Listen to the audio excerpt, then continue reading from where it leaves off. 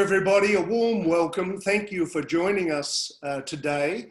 I'm Don Henry, Enterprise Professor of Environmentalism at the University of Melbourne, and on behalf of our Melbourne Sustainable Society Institute, this is our second in our webinar series towards 2030, climate action for the crucial decade ahead. And we're going to focus on economic dimensions. And with this series, we're acknowledging the great challenging times we're in right now, but we're inviting us to look ahead over the crucial decade for climate action and clean economic growth from 2020 to 2030, and particularly acknowledging all countries of the world are going to gather together in November 2021 at the next Conference of Parties to be focusing on implementation of the Paris Agreement. Would you join with me? I'd first like to acknowledge the traditional owners of the land that we're all situated on. I'm locked down here in Wurundjeri country in Melbourne, and I'd like to acknowledge that Indigenous Australians have been the custodians of the lands and waters of Australia for thousands of generations, and I pay my respects to their elders, past, present, and emerging. Today, we're very privileged to have a panel with great expertise and experience to look at the crucial economic dimensions of climate change action, achieving the Paris Agreement goals, and the opportunity to grow clean economies. I'll introduce the panel as a whole. That'll be in the speaking order as well. And just to give you a heads up, what we'll do, I'll seek to engage the panel in some discussion after their presentations. And then we've got a Q&A period for everybody. That'll come through on chat. We probably won't get through all the questions, but I'd really encourage you to put them in, and we'll do our best to have a lively and informed discussion around them. May I introduce our panelists for you now? Firstly, Tom Kompas. Tom is Professor of Environmental Economics and Biosecurity at the University of Melbourne. Tom's research specialises in large dimensional economic modelling for trade and climate change, cost-benefit analysis, and natural resource and environmental economics. He's been published worldwide in leading journals and has many collaborations around the world. Hey Tom, big warm welcome to you. Thank you for joining us. Emma Hurd has worked in climate change and sustainability, public policy and finance for almost 20 years in the corporate and government roles. She's on the steering committee of the Australian Sustainable Finance Initiative and CEO of the investor group on climate change, whose members contain most of the major investment businesses and organisations in Australia. Emma, it's a great privilege to have you. Thanks for joining us, hey? And Ian Learmonth. Ian is the CEO of the Clean Energy Finance Corporation. Ian's been in that CEO role since 2017. Ian can explain this a little bit, but the Clean Energy Finance Corporation is quite a unique body established under federal law, been operating, Ian, you can help me here, but it must almost be a decade. And as background, Ian's been involved in impact investing, or if you like, Ian said to me, using capital to deliver good and public goods for many, many years. He's had a role in Macquarie Bank worldwide and has a background in commerce and law. Ian, we're very privileged to have you here as well. Thank you so much for joining us. Thank you. Let's jump straight into things, if we may. Tom, could I invite your opening remarks, please? Great, thanks, Ron. Thanks, Don, sorry. Very, very happy to be here. I really appreciate it. I'm gonna share my screen if that's okay. Can I do so now? Please let me know if it's there. Yes, we can see it. Thank you, Okay, Tom. great. Thanks very much. What I'm going to do is show you some of the economic damages that come from global warming, drawing on as Don said, a very large dimensional trade and climate model. In fact, the model's for 140 countries across 60 plus different commodity sectors, from agriculture to manufacturing, to services, to energy, and so on. It's a model I've been working on for some time, and the results are getting more and more refined. I'm going to take those measures of economic damages and draw comparisons to COVID-19 in terms of the damages it's creating, both for the globe out to 2100 and for Australia to 2050. So you'll get a sense of the magnitude of the economic damages that global warming can generate. So the main model, the big global model, is actually a fairly limited set of damage functions attached to it. It doesn't cover nearly everything, only a small fraction of the potential damages that might accrue as a result of global warming. It concentrates on losses in agricultural and labor productivity with heat stress. It has some limited human health effects, and it has losses in cropland, arable land as a result of sea level rise. So missing quite a bit. But even in that context, if you track out to 2100, with an average warming of 3.83 degrees at that point, you get huge damages, huge cumulative damages. So the damages from now to 2100 with that limited set of damage functions are about $610 trillion. That's USD. So on average, that amounts to about 7.6 trillion per year over the next 80 years. Now, the average is a bit misleading here because the damages from climate change ramp up over time, but that's generally speaking the average. The projected loss from COVID-19 from the ADB is roughly about 7.3 trillion. So what that tells you is that on average, even with, again, this limited set of damage functions, that you're getting a COVID shock to the economy every year for each one of the next 80 years. Again, it's not going to be quite like that because damages ramp up over time. So as the decades progress, you'll get COVID damages, 2 times COVID damages, 3 times, 4 times COVID damages. It'll be quite large as we progress through the next 80 years. But it does give you a sense of the comparison. If we think COVID's very bad now, and it surely is, it's devastating, that's what's on the horizon in terms of damages from climate change.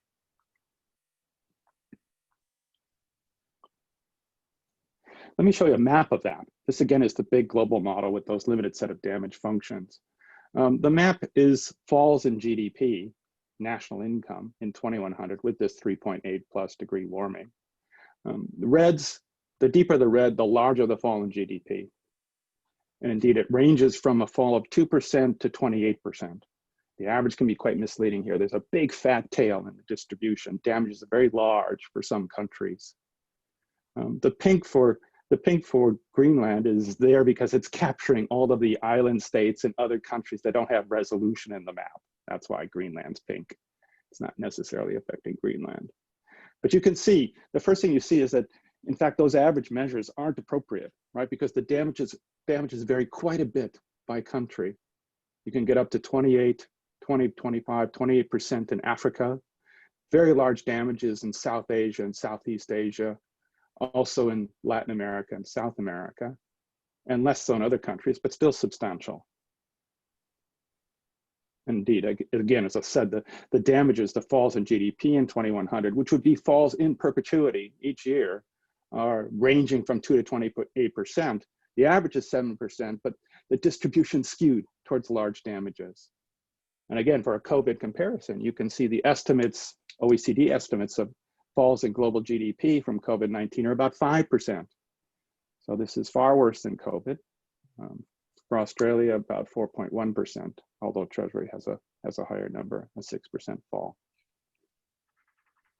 So very worrying, very alarming. What about Australia? So for Australia, it's one of those 140 countries, of course. We're able to drill down a little bit better to try and find a more extensive set of damage functions. which again include losses in agricultural and labor productivity as a result of heat stress, and these are substantial. It's got human health effects, but it also has a broader range of sea level rise and storm surge effects, which we're able to do using sort of more or less standard GIS modeling techniques. It includes some of the bushfire effects and some limited biodiversity losses. So if you, again, you put this in this global trade and climate model, which allows for trade between various countries and temperature increases that generate damages, and you ask yourself, what are the cumulative damages to Australia from now to 2050? Still missing a lot of potential damages to environmental assets and other kinds of things, but still you're getting a very large number. Out to 2050, the dollar values exceed 1.8 trillion, which is about 4 or 5% of projected GDP. Again, roughly equivalent to a COVID-19 sort of average GDP loss. And again, they ramp up over time, right? From 2030 to 2040 and so on. Quite substantial. The losses here are decomposed in terms of various components. You can see ag and labor productivity, about 261 billion. Quite a bit from storm surge. It's a bit of a worry. The more we work on this, the more we see the substantial damages that come from that direction. Bushfires, which I can talk about during Q&A if you like. Recent bushfire damages are about 50 billion. You need to project forward to try and get some measure for 2050, and we've got about 360 billion by that measure. And biodiversity loss is about 277 billion, using what's called a willingness to pay metric, or indicators of how individuals will be willing, how much they'd be willing to pay to prevent biodiversity loss without actually asking them, but giving them sort of pairwise comparisons across different kinds of alternatives, in a sense like a voting scheme to back up that number. So 1.8 trillion, very large for 2050. After 2050, by the time I'd show you that, but after 2050, the damages ramp up considerably. So sea level rise, as you might guess, in storm surge in Victoria alone in 2070 are almost $1 trillion. In Queensland, it's twice that amount.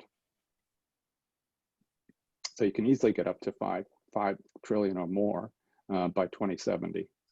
Losses in labor and agricultural productivity, as high as 22% losses, depending on the state, in 2100. Can get very big, very scary, very alarming numbers quite easily. Again, even within some sense a limited set of damage functions. So what about investing in clean energy? Well, it's really easy to think about this, right? The avoided economic damages from climate change are about 1.8 trillion in 2050. That, in a sense, is the economic benefit of emissions reduction. If we can reduce emissions, assuming the world complies with Paris, if we can reduce emissions, we can save ourselves those amounts of damages. And when you do this sort of modeling in this context, this very large dimensional climate and trade model, one thing that strikes you, one thing that comes out very quickly, is the rapidly falling price of renewables. They're falling very quickly. It makes, in my mind, it makes investing in clean energy a no-brainer, even if you're not comparing costs and benefits. Just quite clear that the cost of renewables is falling so rapidly. The transition to a renewable fossil grid, or from fossils to renewables, renewable energy grids, really, really straightforward. In this model, out to 2050, with zero net emissions in 2050, we can calculate the cost of that transition, and it turns out to be less than 100 billion in 2050. The losses come from loss of net exports as you transition from fossil fuels to renewables.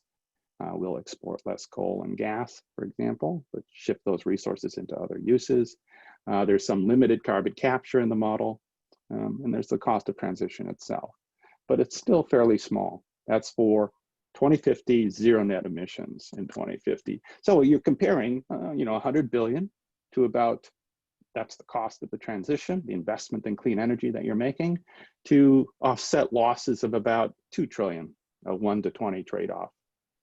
Pretty straightforward for me. So let me stop there and end on this slide. This is my favorite slide. This is a sort of nice comparison between COVID and flattening the curve for COVID, which we're doing quite well finally here in Australia, and the curve that's coming with climate change. And I think the dimension's just about right. We've got a real scary future if we don't do something about emissions going forward. Thanks, Don.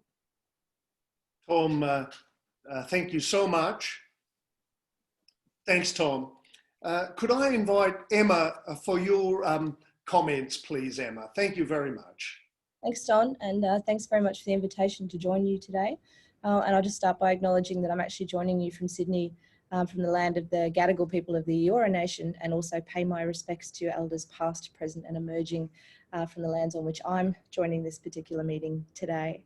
I guess I want to use my opening comments to provide a bit of perspective in terms of how investors are approaching this issue and some of the questions and challenges that they're grappling with, but also where we're seeing significant amount of investor activity.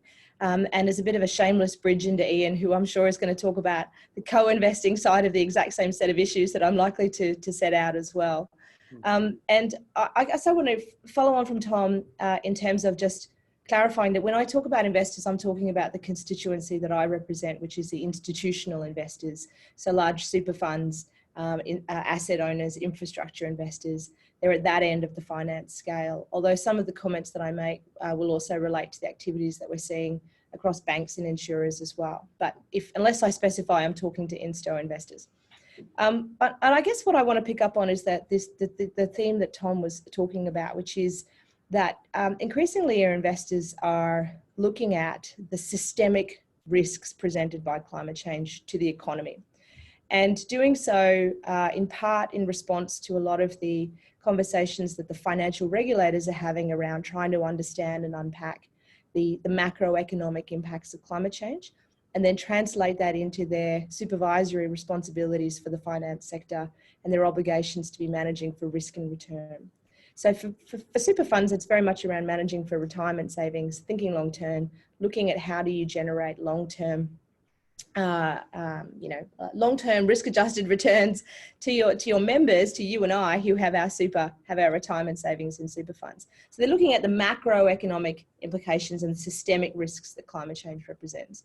And then when you take it down a level, they're also trying to invest against this landscape. So when we talk about climate change, investors tend to differentiate between the transition and the physical risks.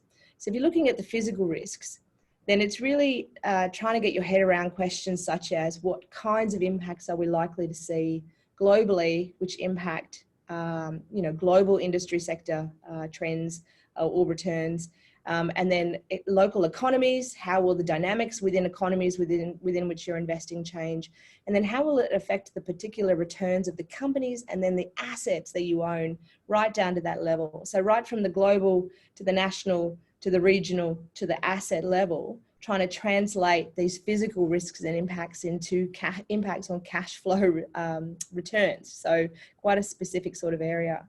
They're also then trying to understand, well, what does that mean for implications in terms of how much capital do we need to invest in adaptation solutions? So how much, for what, over what time frame do I need to be investing in changes to systems or production or moving industries or moving out of industries into different areas as a result of the kinds of impacts that we're going to see that Tom was referring to there and the economic implications. And then once you've assessed your risks and you've looked at your investment in mitigation, how do you understand what the net resilience then is of your portfolio to climate change and the net resilience of your assets, in particular infrastructure and property assets, for example? How do you understand what the net resilience is to the effects of climate change? So all that work is going on just the physical side. And then of course, very closely correlated to that is what transition pathway are we on? So what pathway are we on for limiting those damages and limiting those costs and impacts? And that's a direct correlation to how fast, how effectively are we reducing emissions and avoiding the worst of global warming. And these two issues are kind of parallel tracks, but very closely related. I think on the transition side, while there's a very clear recognition of the risks, on the transition side, we tend to see unpacking what those financial implications are of decarbonisation, then we tend to focus on the costs to existing economies and industries, and that's an extremely legitimate lens to apply. But probably where we're seeing a real shift going on in the finance community is looking at what are we transitioning to? So what are the emerging industries, technologies that will transform industries at scale? What are the behavioural changes or process changes? And then how do we begin to add them together? And a really interesting example, which is a very live topic, is something like green hydrogen and what are the implications of that for manufacturing and decarbonisation? Or alternately, changes in ag and farming practices, how does that relate to the carbon intensity of meat exports perhaps? Or alternately, looking at how do you look at repurposing mining and resource extraction into the raw materials that we'll need for the growth of new tech industries that are supporting low carbon activities. So it's the joining together of the technologies where you get the really transformative change as well. And then how do you invest in all of this? Because a lot of it is trying to bring forward and accelerate the large scale commercialization of technologies, which normally take years and decades to get to that point whereby they're commercially investable safely, I guess you could say. Although how safe is anything in a volatile global market, but more or less safely. So how do we do it faster than what we normally would as well? And a lot of these transformations and transitions are really unpredictable. It's hard to know when that breakthrough technology will appear and how will it interact with existing industries. The classic question that we're really grappling with now is the question of gas and as a transition fuel, a transition that's isn't beginning this year. It's been underway for a number of years. How fast will that happen? For what industries? For what purposes? These are all economic fundamentals that the investment industry is trying to grapple with when determining, is that a good bet to put my money into as well? And then how do I quantify that and value it as well? So what are investors doing in the face of these challenges? Because I feel like I've just spelled out a whole range of really complex issues, but it's just to give you a bit of an insight into the level of the thinking that's going on across the finance sector. So what are investors doing? Well, increasingly they're kind of convening around key concepts which help you to understand and agreed frameworks which help you to understand how to analyse these sorts of issues. So the one that we see quite a lot is the principle around net zero by 2050. So, set out as the agreement under the Paris Agreement, the unifying global framework, which is helping globally the finance sector to actually begin to unpack what this transition looks like.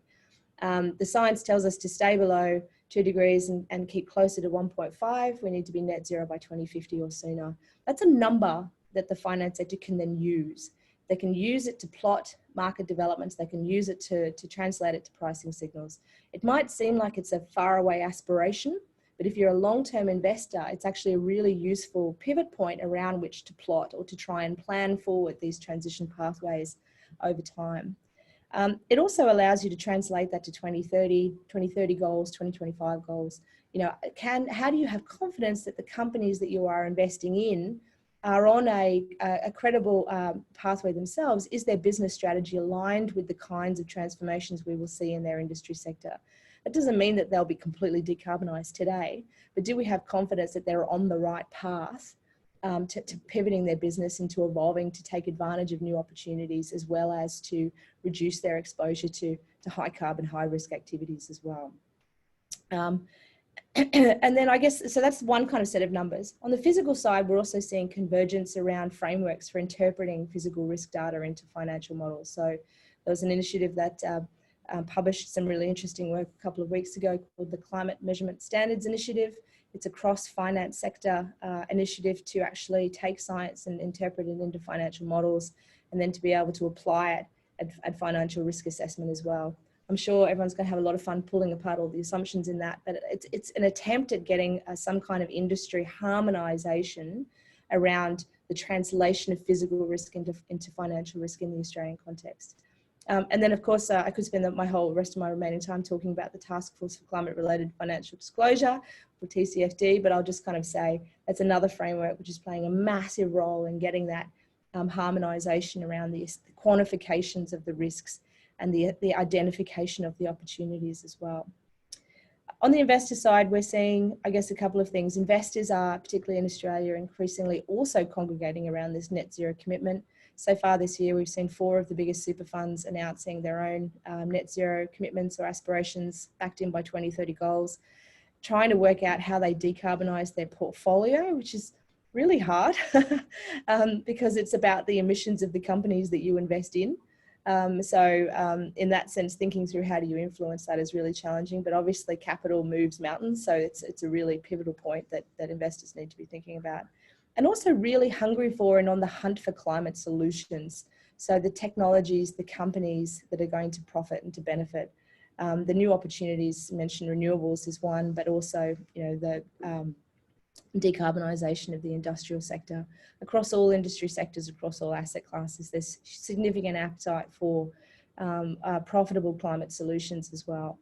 And that's driving some interesting innovation on the finance side as well, in terms of how do you put together different types of approaches to investment and finance, which meet your core fiduciary obligations around returns, but also allow you to increase your exposure to emerging solutions as well. And then finally, I guess the last part I would just sort of concentrate on is that you probably would have noticed, picking up the paper at some point in the last couple of years, that investors are becoming a lot more explicit in their advocacy around the need to be tackling climate change as a financial and an economic risk, both in terms of policy, but also in terms of their corporate engagement with companies. And on both fronts, it's driven by a desire to fix this issue to reduce risk for Australia and Australians' retirement savings, because we are a very carbon intensive, trade exposed economy. We're one of the most vulnerable developed economies to the physical effects of climate change. We also have all of the technologies available to us which could potentially benefit from the transition. If we get this right, it's beneficial for Australia on every front. And so from an investor perspective, we want to see Australian companies constructively responding and benefiting from the low carbon transition. We want to see Australian communities continuing to prosper in the face of the physical effects of climate change and not having to pay the costs that Tom was setting out. And key to that is very much finding the solutions that we need to reduce emissions across the economy, which is my blatant bridge to Ian. Thanks, Tom. Emma, thank you so much. That's highly valued. Ian, could I invite your comments, please? Certainly, Don, and it's an absolute pleasure to be here. I thank Tom and Emma for their input so far. What I wanted to do was talk a little bit about the Clean Energy Finance Corporation, of course, a little bit about where, who and what we are, where we've been, and of course where we're going, and what does that mean for climate change here in Australia? What does that mean for investing in the renewables sector? And I hope that's of some interest to the audience. So the Clean Energy Finance Corporation, just to briefly recap, because I know not everyone's an expert on this. We were established we were incorporated in 2012 by the federal government, and essentially we are a green bank, and helpfully Scott Morrison referred to us as the world's most successful green bank about a year ago, which was very flattering. We are certainly the largest government-owned green bank in the world, which is quite something given Australia's economy. It's certainly not the largest. And we have $10 billion at the moment, $10 billion to invest in the clean energy sector. Okay, and what that means is we could lend money with an expectation of it coming back with a return. We can make equity investments, we can't own the majority of a company or a project. We can own the minority of it, but we've got $10 billion of capital at our disposal that needs to make an expected return, and at the same time is there to achieve some clean energy outcome, some abatement of emissions, and some positive environmental outcome. Now the objective of the Act is actually slightly different. It says the object of the CEFC is to facilitate the flow of capital into the clean energy sector. So there's a strong impetus for us to draw in the private sector alongside us, because even though $10 billion sounds like a lot of money, the challenge that we have at hand, and admittedly we can only invest in Australia, is many tens, if not hundreds of billions of dollars, even here in Australia, let alone the global challenge that, of course, we have ahead of us. And we're, of course, only playing in the space, I say only, it's a big space, but where we can make commercial or near commercial investments. There's also other ends of, of that spectrum of using capital to drive climate outcomes. And that, of course, is grant making, and our federal government cousins, if you like, ARENA, the Australian Renewable Energy Agency, who you may have well read recently are about to be recapitalised with about 1.5 billion or so over the coming years, subject to the legislation all going through. They're the grant makers, so they're operating down at the research level, supporting feasibility studies, and we work alongside them a lot. They're making some very early stage, sort of riskier investments, if you like, but not necessarily with an expectation of the money coming back. We're expecting our money to come back.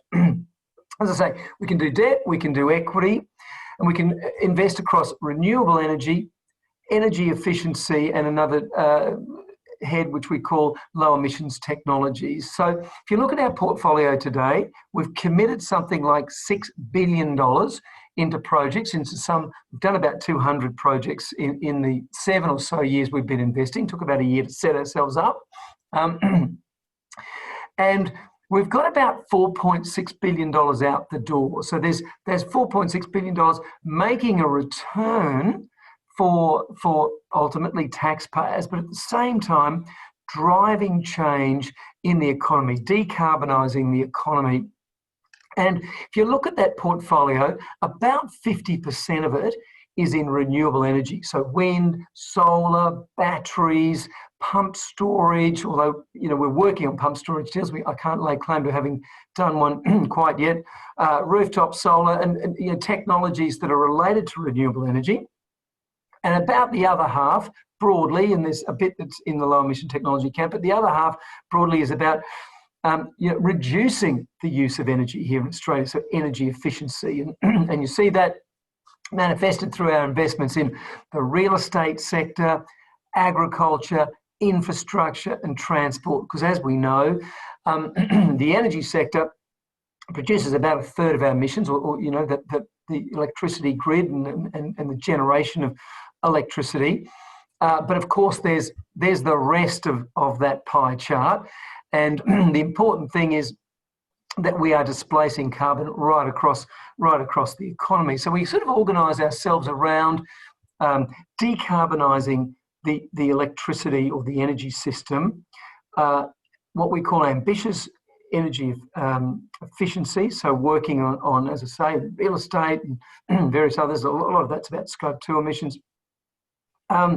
There's fuel switching and electrification, so we're trying to get people to switch from diesel and petrol in their cars to electric vehicles and to hydrogen. We'll talk a bit more about that. And we're also, I guess the fourth area is non-energy abatement, which is in the form of sequestration, soil carbon sequestration, and carbon capture and storage. Now, today we can't do carbon capture and storage. Under our Act, there are two things that we are expressly precluded from doing, and that's investing in nuclear energy and carbon capture and storage. Now, you would have heard or read about the government planning to change our Act. Okay, what they're proposing to do, make an amendment allowing us to do carbon capture and storage. I'm sure the audience will have thoughts about whether that's good, bad idea. But ultimately, that's about, of course, capturing carbon in industrial processes or in generation and sequestering it in some underground, subterranean kind of way that would ultimately retain those emissions and won't allow them to go into the atmosphere. So, as I say, we've committed about $3 billion so far, and we've covered a lot of different territory. We've done something like 3 gigawatts of large-scale wind and solar, because when we first started, we were out investing 2013, 14, 15. The Australian wind and solar market was only just beginning. The large-scale solar projects, they only really came in at 50, 100, 150 megawatt solar projects here in Australia. They only really started coming about around about, 2013, 14 or so. So we worked alongside ARENA, and we helped support some of this first wave of grid-scale solar projects. ARENA were putting in grants to the tune of, say, 10 to 15% of the capital cost. We were lending, even though, so we were like the senior project financier to the project. So we'd put, say, maybe 50, 60% of the capital. Balance would come through the sponsor, and that might be a fund management group. It might be one of the European investors who've been very active, of course, in wind and solar, because of the European renewables market is a decade or so ahead of us. And so there we were investing in that nascent stage of particularly the solar market, where we were partnering with ARENA. And we were investing in many cases where some of those projects hadn't pre-sold their power. So under what we call power purchase agreements, or PPAs, because if you've got a wind or a solar project and you don't have a PPA, it's very difficult for any banks to lend you any money, because they don't know at what price you're going to sell the energy that you're going to create. But we were prepared to take a view to kind of get the market up and running. There weren't so many people buying this sort of energy. And of course, that's all changed. State governments have had all these targets, and they've then started entering into these PPAs with wind and solar projects across the countryside. And increasingly, as Emma flagged corporate Australia, and sometimes it's international companies here in Australia, particularly the technology companies, they're very progressive in the way they want to reduce their emissions. They've started writing these PPA agreements. So increasingly, wind and solar over the last few years, although we've invested billions into that sector, is increasingly becoming more mature and more commercial now, and the banking community very keen to invest in it, and equity, both domestic equity and international investors are very keen to invest in these projects. Now they're not always, there's often some risks or issues or challenges with them where we still need to play a role, but increasingly we're probably stepping a bit back from the conventional, and we're now looking at what's the next wave of things that need to be done, particularly in the energy space, for someone like us who's trying to fill gaps in the market. We don't need to be there where NAB, Westpac, or the international investors, Goldman Sachs and others, if they're going to be there, fine. Our job's done. We're moving on to the next wave, and the next wave, of course, is things like storage, battery storage, pump storage, using hydropower to generate storage. There's still challenges with the business models of those. People would look at even in domestic or household batteries. They've still got very long payback periods. So we've been working with governments to provide, in some cases, cheap, in one case, interest-free loans to people to try and help with the challenge, the economic challenge of putting a household battery into the home. Or in other cases, we've been involved at the larger scale. So the big battery there in South Australia, built by Tesla and the French renewables group Neoen, recently added 50% capacity to that big battery in Hornsdale in South Australia, and we provided debt on what we call a limited recourse basis. So we lent to that project, and we had to rely really only on the income from that project to get our money back. And the income from a big battery is around providing some of the supporting services to the grid. They talk about frequency control and firming and making sure that we've got the right frequency and the right voltage. And so you can make a revenue as a big battery with some of that. Also, you take a view on arbitraging power prices, so downloading power when power is cheap in the middle of the day, when everyone's got this solar on, and that is a phenomenon around Australia, which is proving a bit of a challenge. Downloading your battery, cheap power, and then selling it later on when power prices are higher at the end of the day when everyone's at home. So we're trying to help convince the private sector, again, drawing them in by taking some of those early stage risks. It's because that's what the CFC is about. So, the next frontier, and the government have identified that through their technology roadmap, is trying to use ARENA and the CFC to look at what's the next wave here. Let's sort out the grid. The grid is a problem. It's with the high penetration of renewables that we're seeing across Australia, the grid was never built for it, right? It was built for big lumpy power stations near coal mines. It wasn't built for this extraordinary decentralisation of power. So we're looking at making investments in the grid and transmission and in distribution and technologies related to that. And the government's also announced an additional $1 billion to the existing 10 to help make those sorts of investments. We're trying to invest in the fledgling hydrogen market. Now, there's a bit of an arms race on around the world to see who can provide the most economically attractive clean green hydrogen, because people want to use that as a replacement for existing fuel sources like gas, diesel, and so on. But at the moment, it's not economic, right? So you would have heard yesterday, Mr. Taylor announced he wants to get hydrogen down in coming years to $2 a kilogram. And so it's basically comparable with other substitutable fuels. And we've got $300 million dedicated to investing in hydrogen. ARENA have got 70 in grant funding. And again, we might kind of work with them like we did in those days of grid scale solar I was talking about to see if we can get the hydrogen market up and running.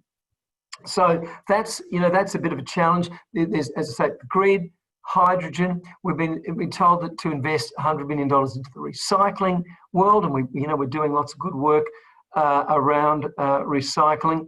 There's kind of the challenges at the end of the day, because we are trying to get our money back, and you're balancing the commercial rigor that we need to apply, filling that gap in the market, and the challenges of some of these business models. But maybe just to wrap up, to leave you with the kind of overarching flavour, we're a very broad-based investor. We invest right across the economy. We invest in early-stage clean tech companies, and we're investing in very lumpy grid and pump storage projects. So we're quite the sort of universal investor. At the end of the day, we're trying to drive down emissions at the same time as making sensible investments on behalf of the taxpayer and drawing in the private sector, importantly. So anyway, thanks, Don, for giving me a chance to give the CFC a bit of a plug, and I look forward to some questions when we convene as a panel. Ian, thank you so much. That's really deeply appreciated. I'm keeping an eye on the questions now, and to honour our audience, I'll jump straight into them because I'm going to try and hold us to time, if I may.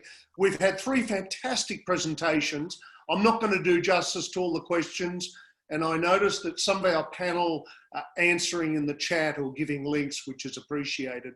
Let me try one. Tom, this may be for you, but anyone should jump in. So we've got a question through that's saying the conventional economic method is to make choices based on cost-benefit analysis. And Tom, you've raised questions about the sort of analyses that are done at the moment.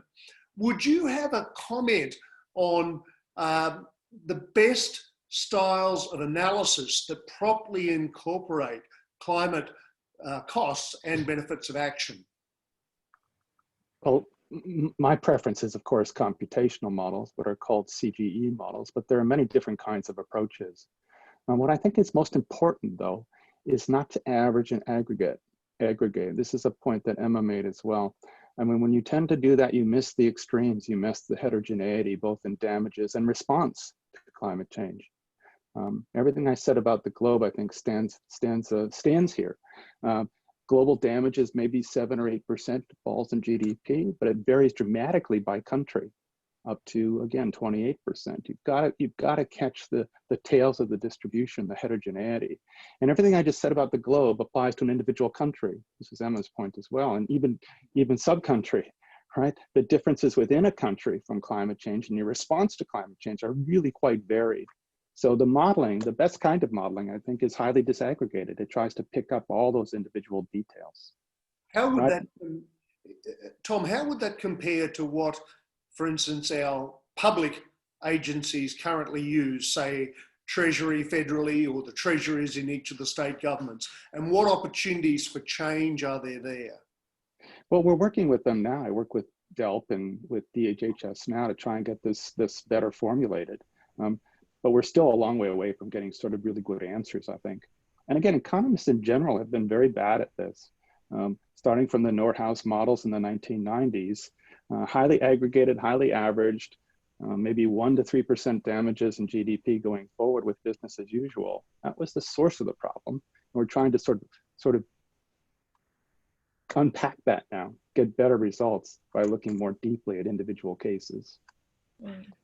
Emma, you were talking about transformational change, and the Intergovernmental Panel on Climate Change has highlighted in their report to all the parties of the Paris Agreement, they've highlighted we need transformational change in the period of 2020 to 2030 if we're going to be able to strive towards 1.5 degrees as part of the Paris Agreement goal. I'm just wondering, either from your experience with institutional investors here or with your sister organisations around the world, what big opportunities are you seeing for transformational change? That sounds suspiciously like you're asking me to pick winners, Don. You know, I think what, well, there's a couple of different ways to answer that question, right? I mean, the first is that we tend to have a focus on, and the last few years, we've had a really strong focus on looking for the big standalone technological interventions which deliver step changes in the average emissions intensity of industrial processes or energy systems, right? And that's completely legitimate. We're looking for the big chunky things which actually you can build, insert to actually reduce the emissions of a whole process. But and that will need to continue, and that's particularly in the energy sector. I think, I mean, as Ian already talked about, we've seen some rapid transformation in technology costs in the energy sector, which have delivered real change.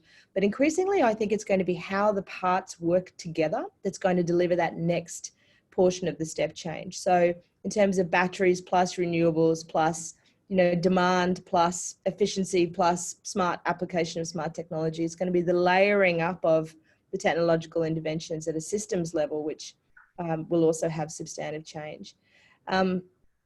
I also think that there's a lot of focus and interest. I mean, hydrogen, I know we'll talk about more, but I think there's a lot of interest and focus on industry and manufacturing as well as a significant area of opportunity.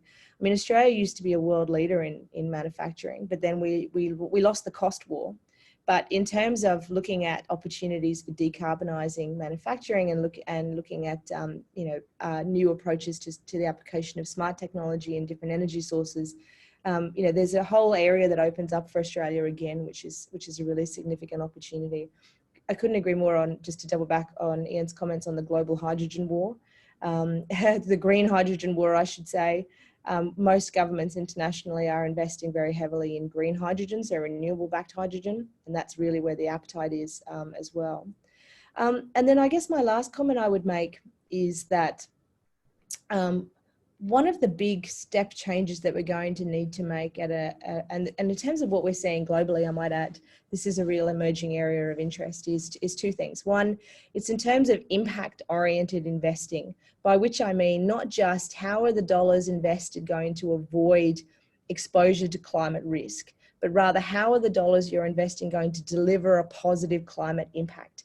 And a lot of the work that's going on in the EU with the Sustainable Finance Initiative and the mandatory requirements around labelling on finance products and disclosing the carbon intensity or the green-brown split of your portfolio is going to drive a significant surge in much clearer articulation of what's delivering a positive impact versus what's delivering a negative impact from a climate perspective and a broader sustainability perspective. That's going to influence product construction and a whole range of things.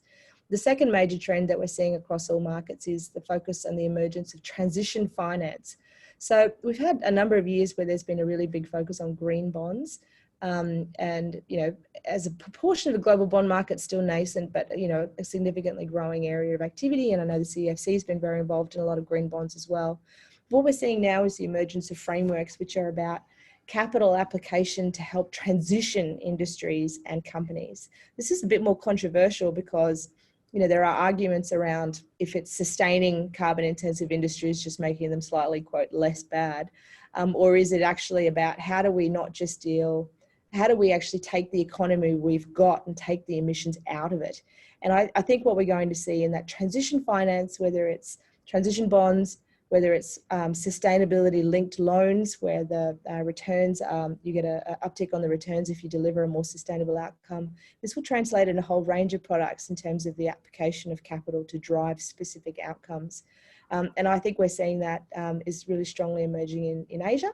And I'm not sure whether anyone saw today that the announcement by the Chinese government around a commitment to getting to net zero by 2060, I suspect will result in a flurry of company announcements. We've already seen Sinopec and PetroChina announcing the same thing. You know, I think in that transition finance is a really key theme in Asia as well.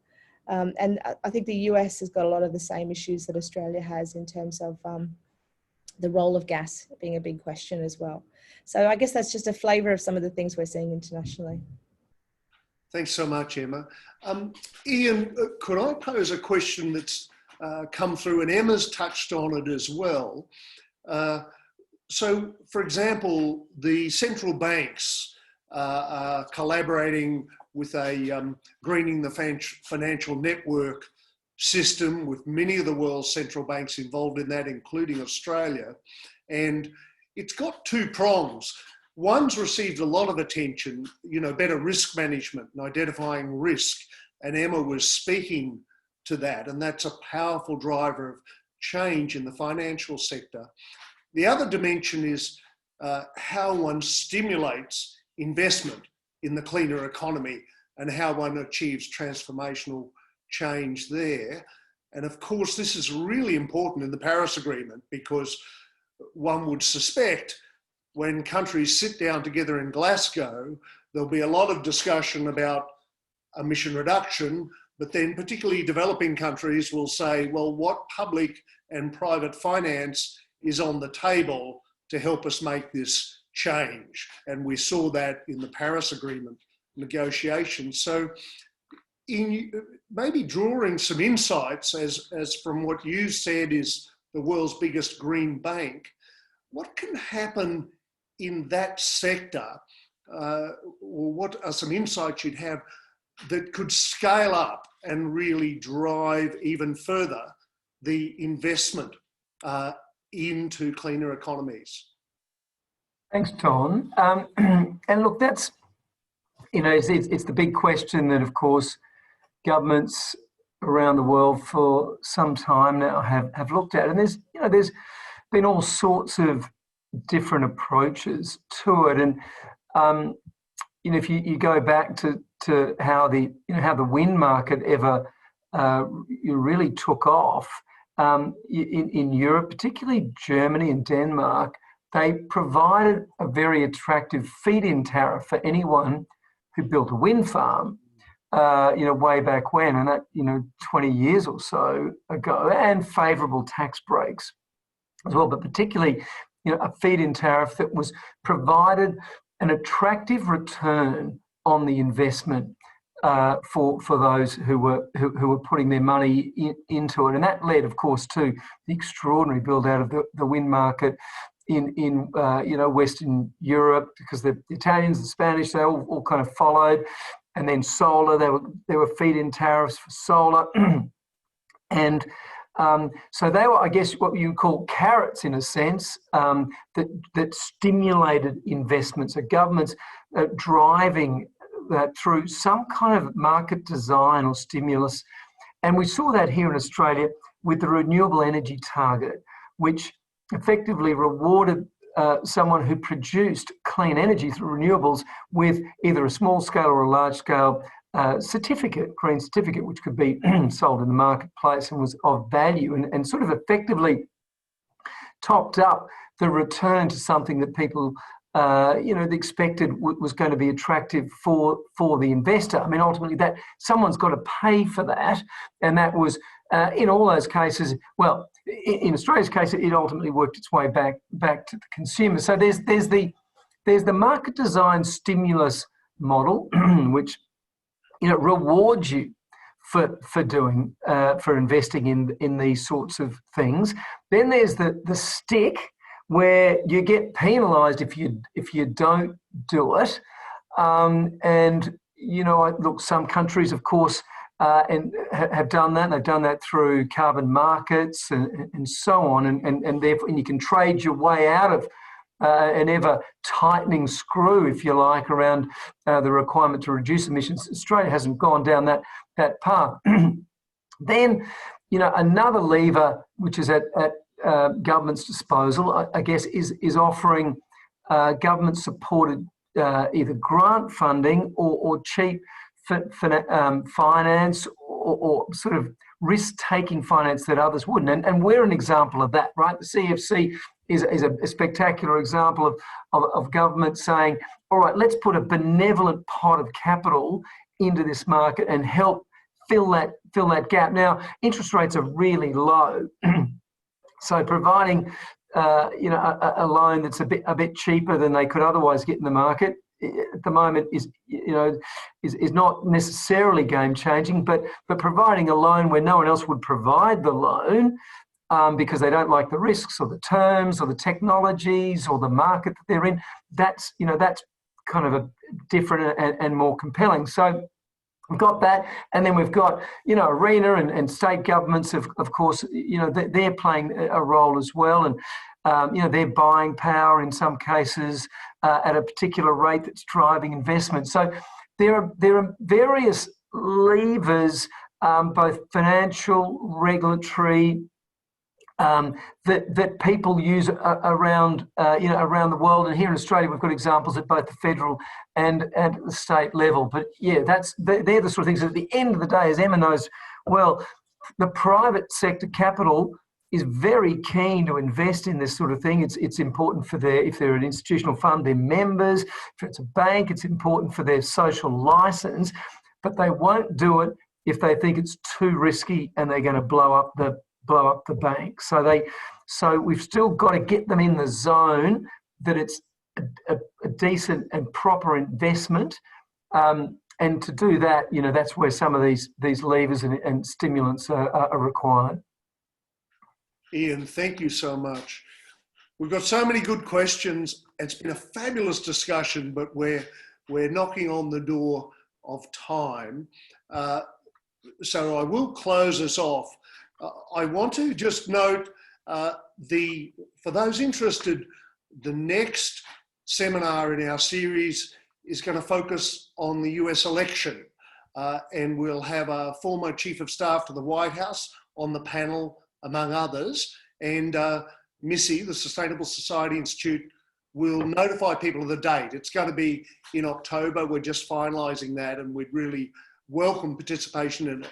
And that'll look at US election outcomes and impact on climate action, and in particular, the Paris Agreement implementation and the Glasgow conference that's coming up. Could I just sincerely thank everyone who's participated? There's fabulous questions and we haven't been able to get through them all. Some have been answered online. And then finally, to conclude, join with me online in sincerely thanking Tom, Emma, and Ian. Really wonderful conversation. Thank you so much. Thanks, Don. Thanks, everyone. Thank you. Thanks, Don. Thanks, everyone. Thanks, everyone. Yep. Thank you. Bye.